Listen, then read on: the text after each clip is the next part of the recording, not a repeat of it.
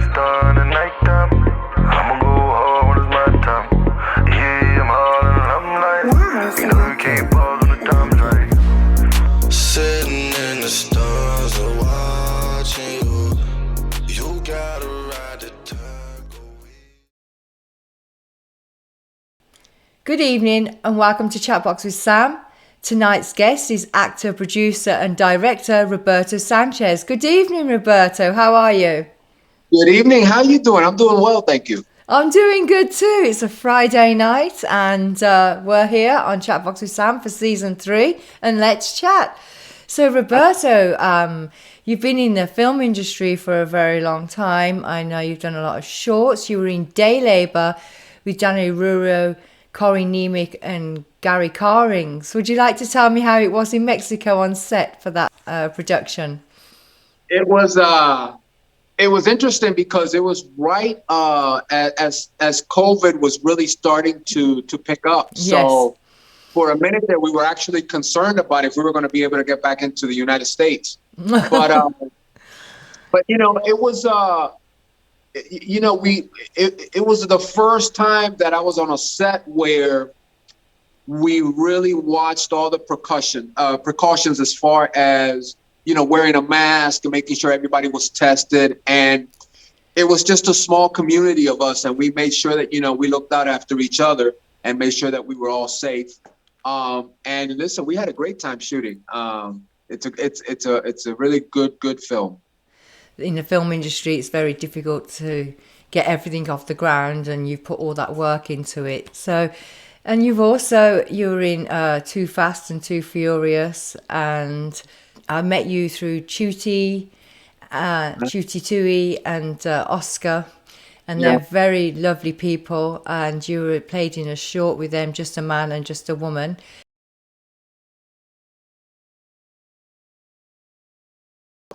I love Oscar and Judy. In fact, a few years ago when I directed my first film, I knew that Oscar had directed quite a few films and they had done well. You know, they had won awards, and he's a very good director. So he was my go-to guy. You know, I went to him with a bunch of questions and he kind of, you know, talked me through the steps of the things that I needed to, you know, watch out for and, you know, think about this and think about that. So he was instrumental in myself directing my first film.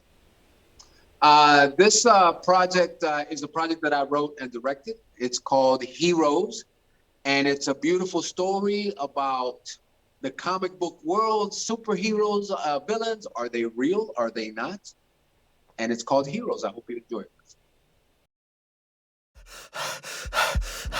Get up!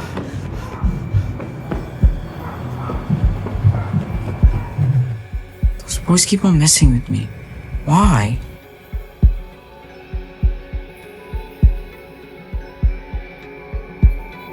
Were you ever bullied? Was I ever bullied? Yes.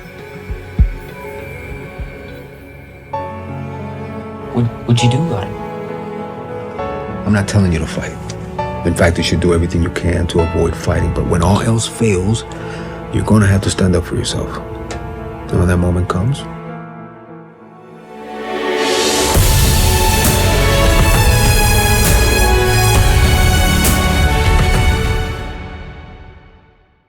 you know, he and I start to develop a relationship, and you know, there's some life lessons in the film, and you know, it's been doing very well in the festival circuit, and we're actually now developing it into a potential TV series. Oh, that's fantastic. Well, the short itself is still in the festival circuit, but as far as now developing, you know, the pilot for the show, and then, you know, the Bible and all that, we're currently working on that. Yes. I've got a very good friend of mine. Her name is Jill Marie Jones, who's she was one of the stars of a show called Girlfriend a while back, and she's helping me with the writing, and you know, it's coming along. I know I read that you like comic books, and you were also quite a good basketball player. Yeah, you know what? I am. I'm not trying to be modest, I'm trying to be modest, but that basketball part of me always, that likes to talk a little bit of trash always comes out. I'm like, yeah, I can play ball. But yeah, I mean, basketball has been a major part of my life. As a kid. Yeah. Uh, even as an adult, sometimes when you want to think, you want to be by yourself and just think. It's not even about playing with somebody else. Sometimes it's just getting out there and shooting around and going Teamwork. over your thoughts and things that you're contemplating or whatever the case may be. So yeah, it's been a big part of my life. My youngest, and when I say my youngest, I mean he's in his mid-20s. He's currently playing professional basketball overseas. Really? So yeah, very excited for him. That's awesome. What brought you to that position? What inspired you to become an actor? I wish I could say that.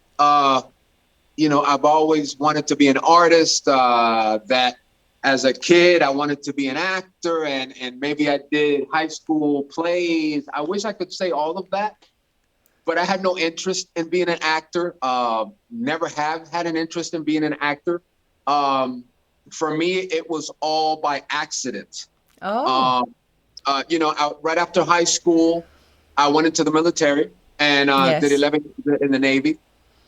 And toward the end of that, I happened to start getting into modeling. I had a friend of mine who was a model, and I looked kind of good back then. Now I'm an old, back then, You still look good now, Roberto. Thank you, You're welcome.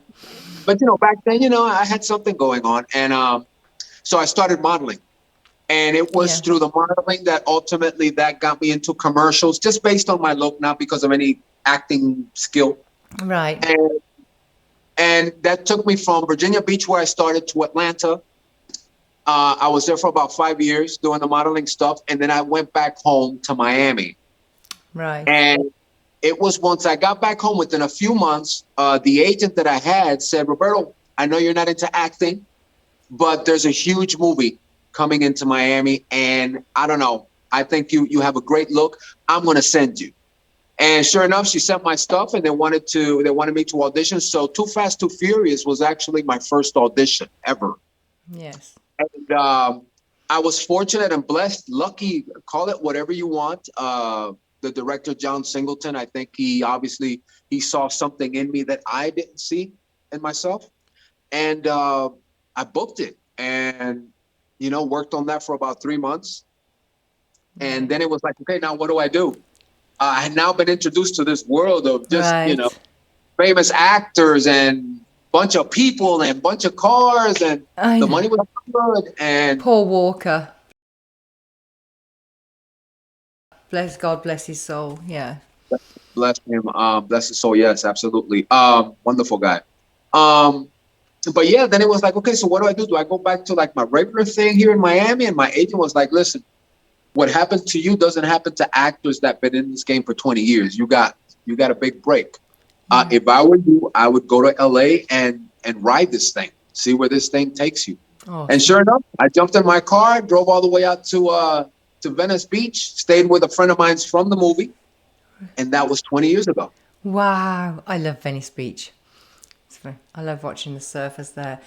And you've played in so many. I mean, shorts are very important. I don't think people realize how important they are. I like doing shorts because what I've discovered is, 20 years in, anytime you do either a studio film or a TV episode, it's what I have found. It's usually the roles that are out there.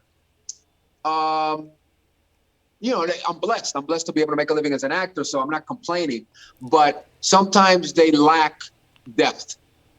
Right. And then sometimes with short films, they may not have any money, but a lot of times if I'm interested in the character, it's a character that I normally don't play on television or Too Fast or anything like that. I'm inclined to want to do it because I find that with short films, you get a chance to do the type of projects that are not really being done in LA sometimes. You know what I mean? So that's my attraction to short films. And playing in quite a few of the big movies and been on set. You've played in comedy. You've been in action. Is there a preference for you? What you like, action or comedy? You prefer comedy, right? I know you like comic books. I want to do comedy because I think I'm funny, but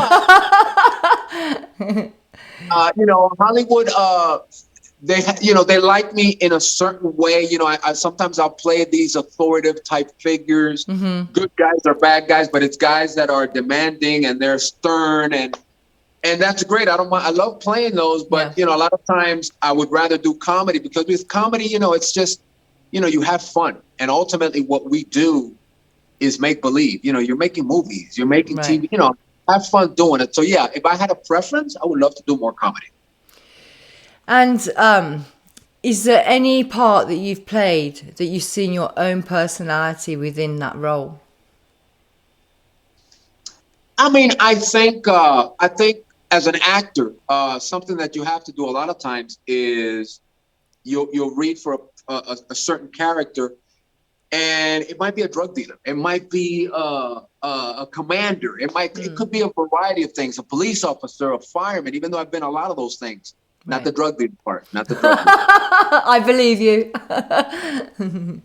But I've had life experiences, so there is a part of you in every role that you do, and if there isn't, you have to find that, right? So that you can connect with the role. But sure, I just did an episode of The Resident a few months back, and it's a scene where I'm complaining about some pain in my stomach, but I keep thinking it's gas that I have. And because of an altercation, a fight that took place at a polling station where people were voting, right, I ended up getting knocked down and I hurt my rib. They take me to the emergency room. And that's when they discover that I actually have a tumor that had gone unnoticed for years. And then ultimately, it's too late to save my life. So it's a great role. It's a great role because you get a chance to really work on your acting skills and your acting chops and everything that you've learned over the years. That's the type of stuff I love to do. But the point being is that even in something like that, I could connect to it because I've known somebody that's been like that. Right. That went through. So as an actor, that's what you try to do is if it hasn't happened to you, do you know a family member? Do you have a friend that went through that and you remember what that was like? Incorporate some of that into your work. And then you went into directing, behind the scenes and producing. What inspired you to do that or gave you the courage to do that? Because it's moving that step ahead, isn't it, a little bit, like behind the scenes? Yeah. I think as far as the writing and the directing, I don't ever consider myself a writer, even though I've had success with the writing. But I think I've written out of necessity. Right. So the first thing that I wrote and directed was a film called The Terms of Us. And the reason I wanted to write that because it's the story about the search for my mother, who I had not seen in 11 years. And then I decided, there was a friend of mine whose mom was ill, and that made me start to reflect on the relationship with my mom, or lack of, and that got me to search for her. So it took about 3 weeks to find her. She was in Miami. Remember, at this point, I hadn't seen her in 11 years. Oh, I'm so sorry, Roberto. No, it's okay. It's things that, happen to all of us in life. Yeah. But then when we found her, and I'm all excited, I'm on the phone, I'm like, oh my God, I got to call my brother. He's going to be excited. I can't believe it, blah, blah, blah. He gets my attention, and then I find out that she had died 6 months earlier. Oh my gosh. So, I'm not trying to bring everybody down, but you're not. It happens. It's heartbreaking things that do happen. It just emphasizing how life is short and precious, right? Obviously, when I got that phone call, I was actually driving to set. I'm on the 101. I had pulled over, and my world ended. I mean, I sat there for, I think, 2 hours. I showed up on the set late. It was extremely difficult, and it's something that even today, 7, 8 years later, I still struggle with. And it's I wanted to tell the story of those 3 weeks searching for my mom. because I felt that if somebody sees my film, hopefully they'll start to think about the relationships in their lives.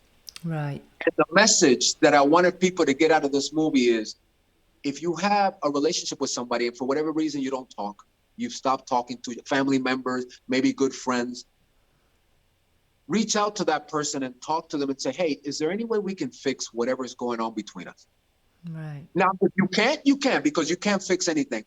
But at least have that conversation so that you can feel that good about, I tried, you tried, and we decided not to. But see, I never had that conversation with my mom.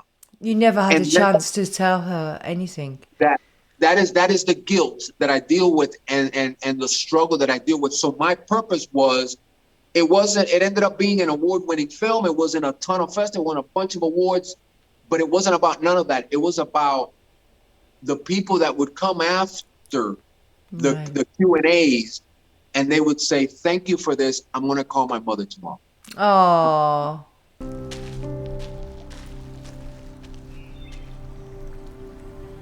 He's still angry. But I know he loves you. Just give him time.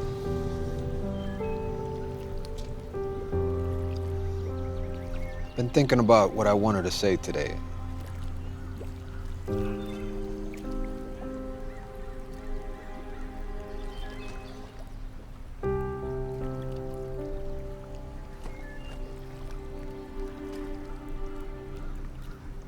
I wish I'd have known what you were going through.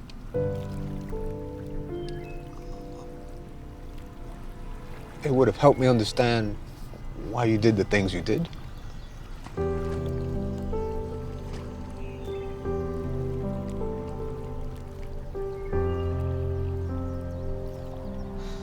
Sorry that I let my fear, my anger, stop me from searching for you.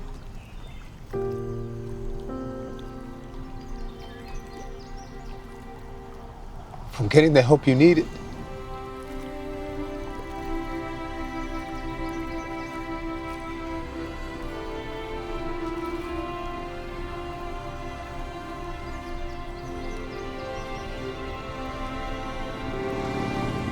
Hope you can forgive me.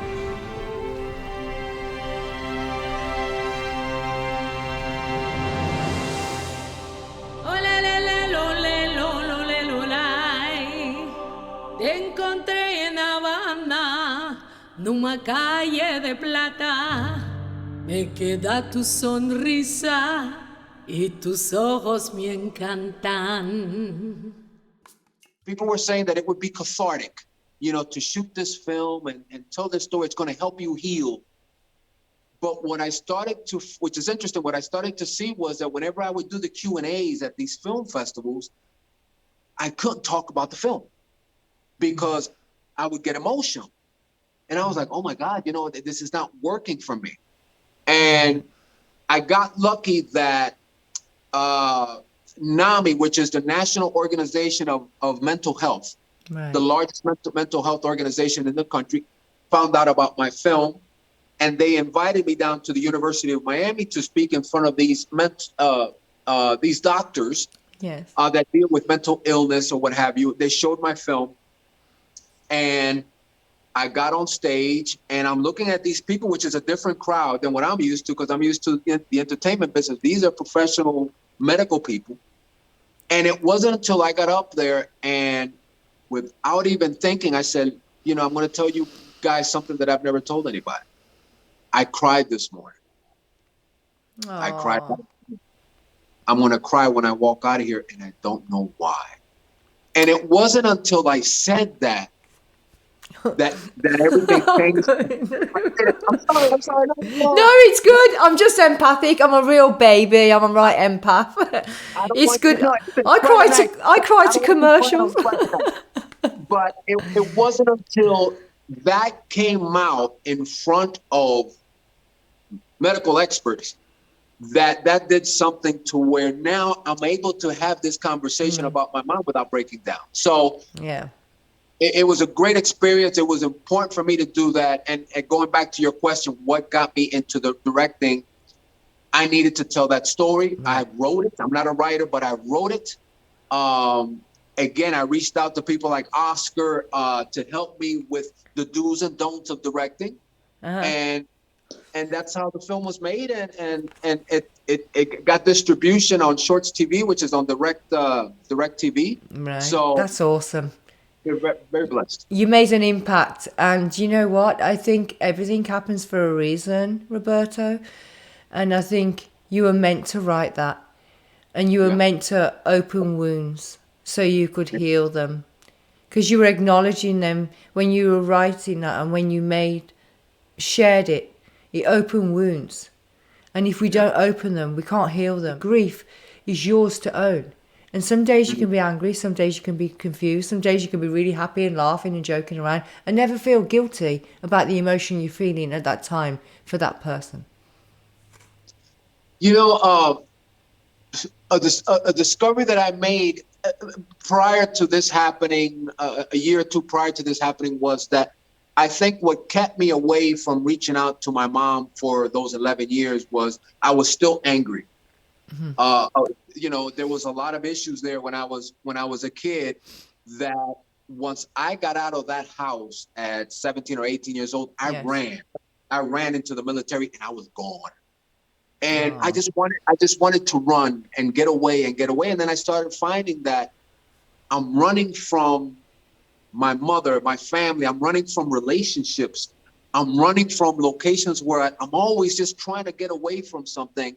And then as I became an adult, and now I have kids of my own, I started to realize that it wasn't that my mom was evil or hated me. It was that she suffered from mental illness. She suffered from depression. She was bipolar.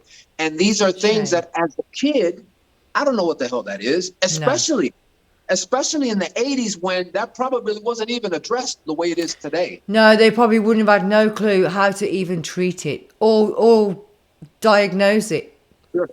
And that's exactly what happened. And I think that it was me coming to terms with that I'm like, this woman just did the best that she could, and there was nobody there to help her. No, not when she was going up and down. Yeah. Shame. I feel bad for her too. And you. I'm sorry. I think there should be more awareness out there and more free help for people, because mental illness doesn't discriminate. It doesn't know how much is in your wallet. It doesn't know who you are, where you're from. When it hits you, or someone is mentally ill or has even depression, which brings them to a different state of mind, how they'd usually be, there needs to be help and resources for that, especially when someone goes and shoots up a school because they're not getting the help they need mentally. And I think it's also important for men. I think there's still a stigma with men that suffer from, whether it's depression or whatever is affecting them mentally, that they're scared to come out because they're scared of how people are going to judge them or whatever. And I think that as a society, we need to stop that. And again, I know that, as a young guy, I was angry and I was a hothead. But now as that I'm older, I understand, and I have more compassion for things that I didn't back then. Right. Because I understand that it doesn't matter, like you said, how much money you got, how successful you are. We all suffer from the same things, and a lot of men suffer quietly. Yes, they're too afraid to show their how they feel. And Robin Williams, and there's quite a few entertainers that are coming out and saying, that they suffer with depression. And Robin Williams did, especially when there's suicide involved, and people, but he was the happiest guy on earth. No, you saw him being the happiest guy on earth, but when you close the door, they feel people feel what they feel. Yeah. It's important, man. It's important that again, you have friends, you have family members. It's important that you talk to them, and just if you get a vibe that maybe something's going on, ask, reach out. Sometimes that's all they want, is for somebody to say, "Hey, man, are you okay?" Yeah, and you'd be surprised that they may open up to you. 100%. Be kind to each other. I have a huge respect for you, Roberto, for being on my show and thank you. being so open and talking about your feelings, because this will encourage others, because it does take courage, and it will encourage other men to come out there and say their feelings. Two human beings having a conversation about your feelings, and I'll share it in my mind. I think sometimes when we stay quiet, sometimes it's not even intentional, because even when I went to when that happened to me at the mental health thing in the University of Miami, and I said that out loud, it was the first time I had ever said that. And I was, my girlfriend and I, we were together at the time, and we've been together at that point like maybe 4 years. Right. And she saw the taping of that a few days after, and she's looking at me like, I never knew you. And that's what it is maybe, I don't know if I was ashamed to talk. I'm sure that I was ashamed to talk about it. I was, I'm such a tough guy, I'm a guy, this kind of stuff. And I think that helped my inability to tell someone that I love that, hey man, I need help. Right. And I don't know I don't know why I cry all the time. I don't know why I'm just an unhappy guy when everything around me that you see looks like, oh man, you're working, you're doing this, you got money, you're doing whatever it may be, but inside I'm a mess. Because and you it wasn't were lost. until that happened that thankfully things have moved in a much better direction. I'm so glad. It's because we, as human beings, we all need closure, Roberto. And when we don't get that closure, it's torn away, stripped away, or lost. It's it's harder to grieve and get over things when we don't have closure. That's why we have funerals and memorial services, because we're closing the door, we're saying goodbye. And you'll find yourself arguing, and you find yourself fighting about what? What are we arguing about? And it's going on inside me, I know. They argue now because someone else has got the remote control. Ridiculous. We're arguing over Fruit Loops. Is it really? They're my Fruit Loops. I want them. Little Fruit Loops that you took. We should make a song about Fruit Loops. Put it in a commercial. If you were going to inspire the younger generation, what would be your main focus? I heard something a few months ago from another actor friend of mine, and he was talking about when it's all said and done, and your time on this earth is about to end. Make sure that your tank is on empty. Oh. When that moment comes, don't still have half a tank left, because that's half a tank of things that you wanted to do that you didn't do. Make sure that when that day comes, when it's the end of the road, this is such a depressing conversation. But no, it's not. when that moment comes and it's the end of the road, make sure that your tank is empty. So my advice to anybody, a younger person, is follow your dreams. Try and fail. It's okay to fail, but at least you tried. Don't say, oh man, I wish I could have done this. I wish I tried that. Go for it all. Experiment. Try different things. And again, just when you get to that moment, just be comfortable in saying, I'm empty. I've done it all. I want to be able to stay around and become a vampire so I can protect my kids. I mean, even though they're growing up. I'm like, how are they going to cope without me? That's all I worry about. I get it. I feel the same way. I don't know that I'd want to be a vampire, but it's true. Once you have kids, yeah, sure, your life will go a different direction. But there can be a time when you come back on track. And I think the important thing is to never lose that hope. Never lose that drive to say, you know what? Listen, I didn't become an actor till I was 38 years old. When you hear about people that became actors at 14, 20, I was 38. I lived a whole other life. So it's never too late to follow your passion. So if there's any charities out there that you could advocate for, not necessarily donate, because I know everyone can't, but if you could advocate for a certain charity or two, which ones would they be and why? Alzheimer's.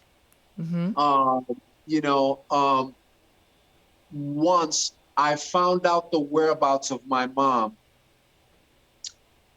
there was an 11-year gap where I didn't know where she was. But a chief of police in Miami that was helping me was able to at least pinpoint the last 5 years of her life. And that's where I found out that, you know, she was suffering from Alzheimer's. She didn't know she had kids anymore. She had forgotten, you know, she had two kids, myself and my brother. Oh, She remembered she had kids. And the lady, I'll never forget, the lady that took care of her at the hospice said, you know, she was like, your mom was just so sweet, but I could walk in the room and she'd know who I am, go outside, come right back, didn't and know. she has no idea who I am. So, I mean, that for me is I think would be the number one thing that if, you know, there's things that I could push for, charitable wise, would be more studies done on Alzheimer's and how we can either, you know, I don't think we can ever cure that, but I mean, how can we slow it down? What can Slow we it do? down. Yeah. Do you dance? Do you sing, Roberto? I'm Cuban. What do you think? Yes, I do dance. Yeah, I know. You know, I mean, you know, I love salsa. I've been fortunate to where a couple of roles that I've played, I had to learn how to do Argentine tango. Awesome. So that was fun to learn to do that. So yeah, I mean, I love to move. I probably don't dance as much as I'd like to, but it's a there's something free about dancing and just letting go of all those inhibitions and all that nervousness. Oh, somebody's watching and this and that. You know, just there's something so happy about dancing. I love it. My grandfather taught me ballroom when I was 3, and I love to dance. It's like, it's good exercise. It's a good way of releasing emotions. It's awesome. So music, how has music inspired your life? Music, I have such an eclectic taste in music. You know, people see me, and again, if you don't know me, you may only know of the image that you may have from what you've seen, and it's always this tough guy and this masculine, manly man. But I'm a big Barry Manilow fan. I mean, listen. Everybody says, "Do not judge me." Oh, Mandy. Thank you. Right? It's like one of the greatest songs ever. I know, I love it. I mean, you know, I can go from Barry Manilow to Tupac to Kiss, Yeah. Journey, Fleetwood Mac. I mean, I have my taste is just all over the place. That's you know? fantastic. I love it. I love it. Music is good for the soul, Oh yes, just like Yes. laughter. yes, It is. absolutely. I mean, sometimes I like to just get on the road and just, you know, put an old Fleetwood Mac album, you know, and just listen to that and just, you know, it reminds you of things. It reminds you of moments. I mean, it's a beautiful thing. I love it. What film sets did you enjoy mostly working on? Wow. You know, it's been 20 years. I mean, there's so many. You know, I had an opportunity to work with Pat Morita. Pat Morita was the gentleman in the Karate Kid, the Asian man in the Karate Kid. So having an opportunity to work with him was such a great moment. Obviously, working with Paul Walker and Cole Hauser and Tyrese and Too Fast, Too Furious, that's special. But I guess if I was to pick one, it's actually recently. I've been on a show called Miss American Pie. We just finished the first season. I'm recurring on that.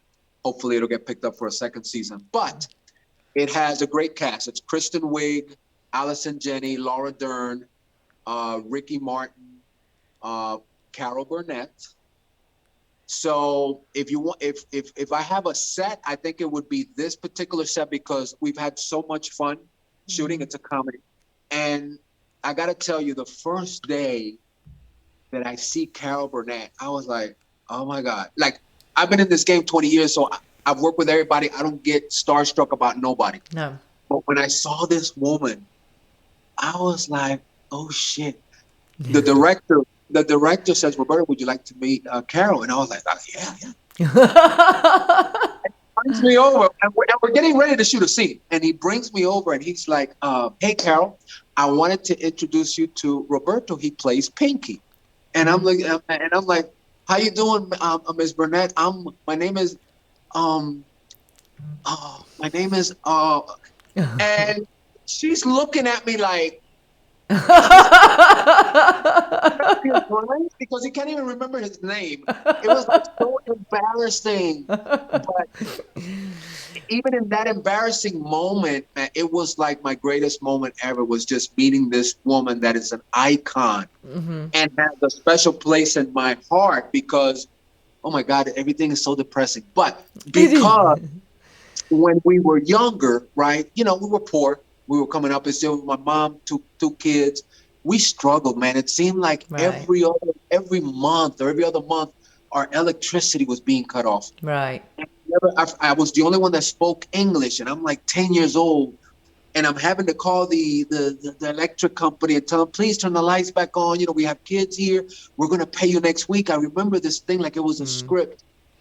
And it usually happened on a Saturday. I remember that. And every time the lights came back on, the TV show that was on was the Carol Burnett show. Really? That's my connection to her. Yeah. So, it was such a special moment. Even though it was embarrassing as hell, it was such a great moment. And I think one of the highlights of my 20 years in this game. It's a wonderful business in that, you do sometimes, you get a chance to work with people that you watched when you were a kid or when you were a teenager, and that can be surreal. It is. Sometimes, wow, so man, it's been a great journey for me, and I love it, and I'm thankful and blessed. Oh, Roberto, if this was the last time you could ever speak to an audience or people or just a person, what would you say? Wow. I would say, where's the Cuban coffee? I don't know. The last thing that I'm going to do on this planet has to involve Cuban coffee. So I need to know the location of the Cuban coffee. I'd say, where's the tea? I gotta have my cup of tea. You have tea and I'll have the Cuban coffee. We're good. Perfect answer. I am always thankful and humbled that anybody would ever have any interest in the stuff that I do. But over the years, I've met so many people that have said so many kind, wonderful things about the things that I do. So thank you for always being there for me and encouraging me to continue to do what I do. So I would say thank you. And if people want to follow you on social media, would you like to give your profile handles on Facebook and Instagram? You can follow me on official Roberto Sanchez on Instagram and official Roberto Sanchez on myspace.com. Roberto, thank you very much for being on Chatbox with Sam. It's been an honor and a pleasure. Good night. Thank you, Sam. It was a pleasure. Thank you. I'm a bright star.